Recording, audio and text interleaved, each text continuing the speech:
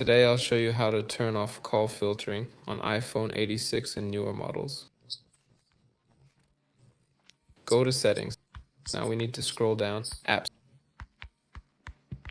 Scroll down here, phone, yes, and we go in here.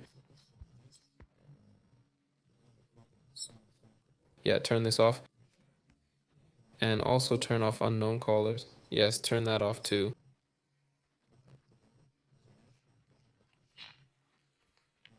There, next. You might also have a separate setting for this. For us, well, it'll be called